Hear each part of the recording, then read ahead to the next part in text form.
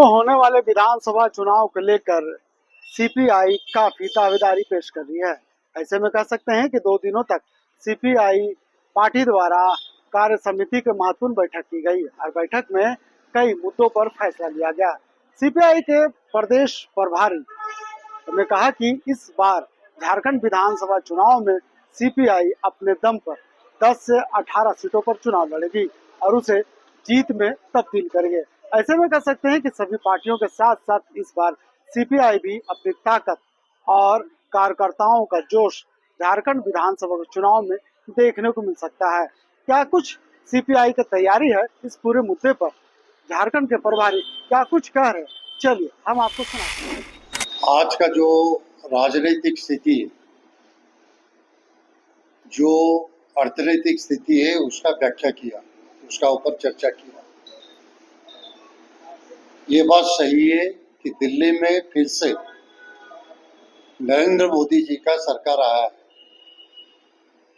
चुनाव को हम लोग जब रिव्यू किया, ये पता चला कि नरेंद्र मोदी जी का एक स्लोगन था, आपकी बात 400 पार। लेकिन देश की जनता ने ये स्लोगन को रिजेक्ट किया, दरकिनार कर दिया, इसको रिजेक्ट कर दिया, उसको फेंक दिया। मोदी जी को जो 270 सीट 370 सीट मिलेगा और पूरा इंडिया को 400 सीट मिलेगा, ये जो स्लोगन था, ये लोगों ने एक्सेप्ट नहीं किया। पूरा देश में जनता का अंदर इस सरकार का खिलाफ आक्रोश था।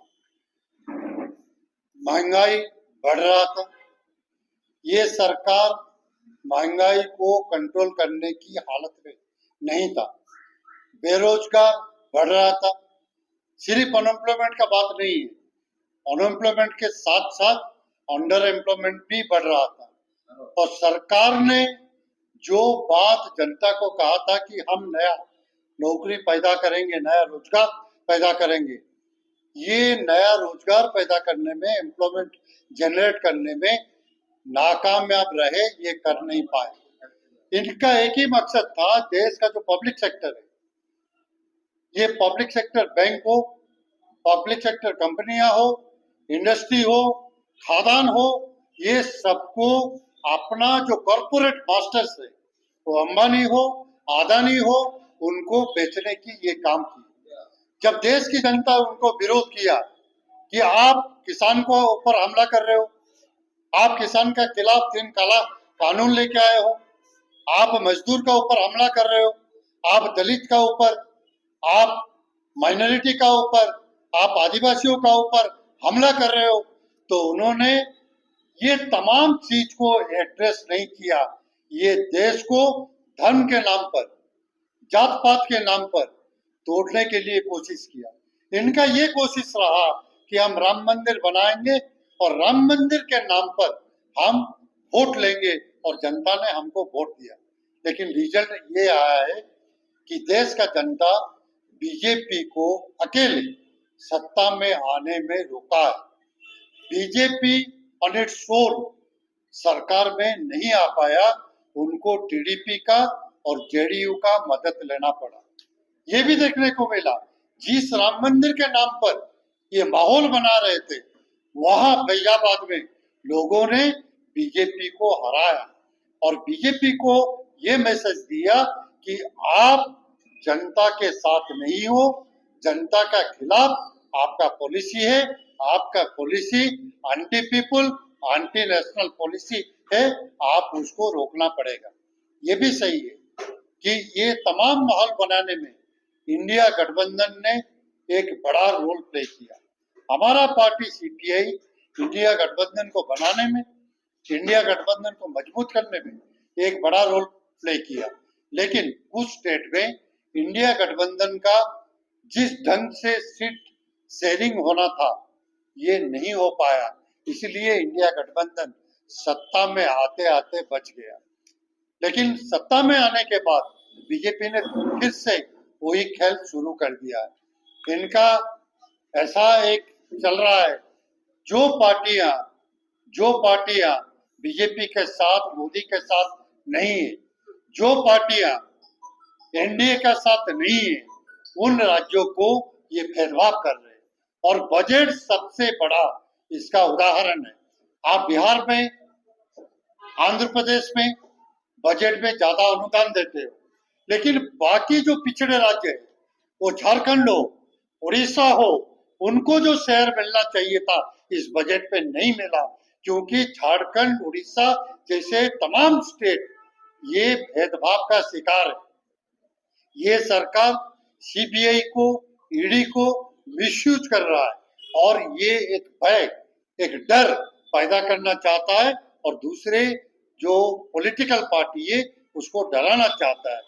ये इस देश में जो हो रहा है, हम कम्युनिस्ट पार्टी का तरफ से दूसरे जो इंडिया गठबंधन का पार्टियां हैं उनके साथ इंडिया गठबंधन को मजबूत करते हुए हम लोग बीजेपी का खिलाफ, बीजेपी का जो जन विरोधी नीतियां हैं उनके खिलाफ, बीजेपी का जो सांप्रदायिक तानाशाही नीतियां है उनके खिलाफ लड़ने के लिए हमने ये तय किया है। झारखंड का भी बैठक हुआ। झारखंड का इलेक्शन अभी हाल ही में हरियाणा और महाराष्ट्र का साथ होने वाला है।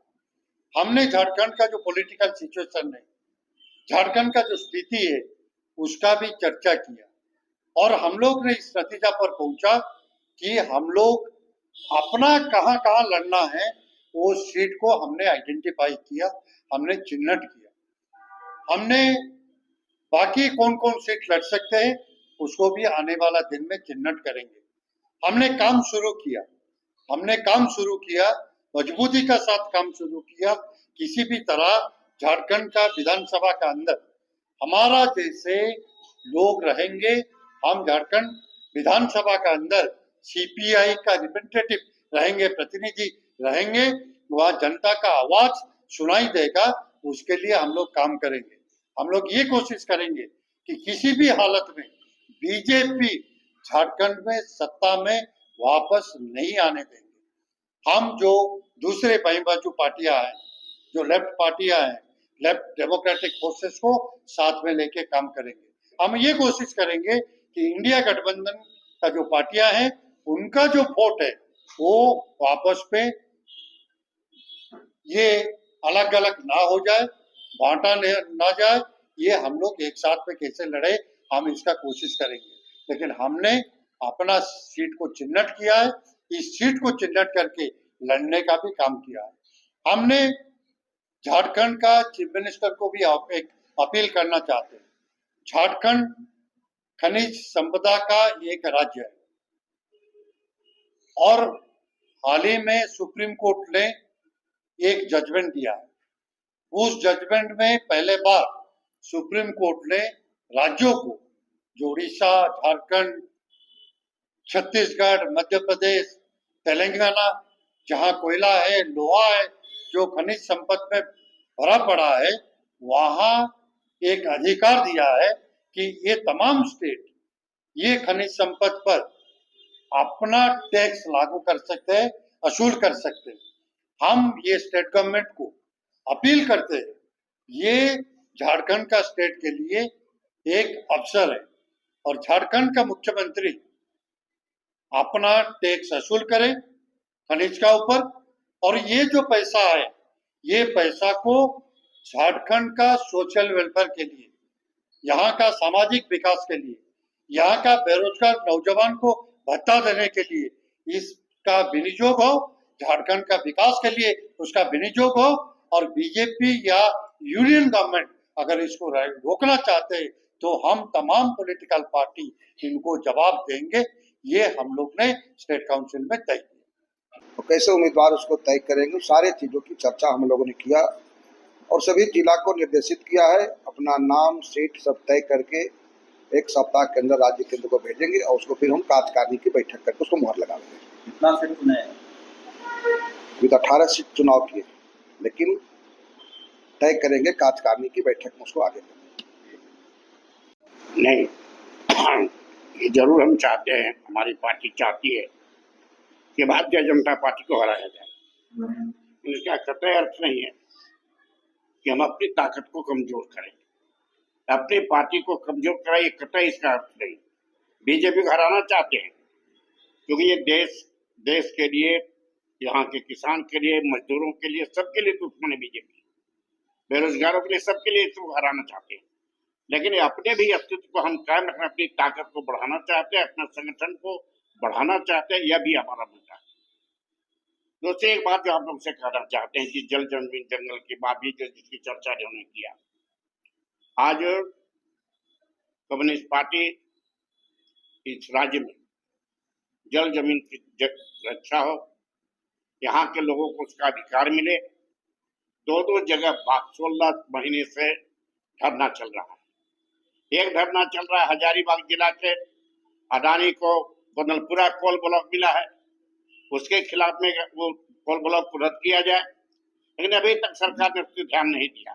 दूसरा चल रहा है चतरा जिला में, चतरा जिला में कई जगह धरना चल रहा है। एक तो वो सिंहपुर कठोतिया रेलवे लाइन के खिलाफ, दूसरा है भारतमाला रोड के खिलाफ, वह भी लगभग 15 महीना से चल रहा है, लेकिन अभी तक सरकार ने ध्यानान्वित नहीं दिया। इस बार हमने चीफ मिनिस्टर से जाके मिला है, चीफ मिनिस्टर को कहा है, मेमोरेंडम दिया, चीफ मिनिस्टर ने मेरे सामने चीफ सेक्रेटरी से बात किया है, दोनों बातों के लिए कहा है कि हम इसका समाधान बहुत जल्दी करेंगे। अगर 10-15 दिन में इसका समाधान 15 दिन में नहीं होता है तो ये जो जमीन का सवाल है, मजरूआ जमीन का सवाल, उसके मुआवजा का सवाल, ये जहां पर चूंकि ये भूमि अधिग्रहण कानून 2013 में साफ है कि किसी भी कल कारखाना लगाने के लिए ग्राम सभा करके 80% ग्रामीणों की राय लेनी चाहिए, जो नहीं किया जा रहा है अडानी में, और जबरदस्ती अडानी को जमीन सरकार उत्तराधिकारी देना चाहते हैं। इस आंदोलन को हम पूरे राज्य में ले जाएंगे।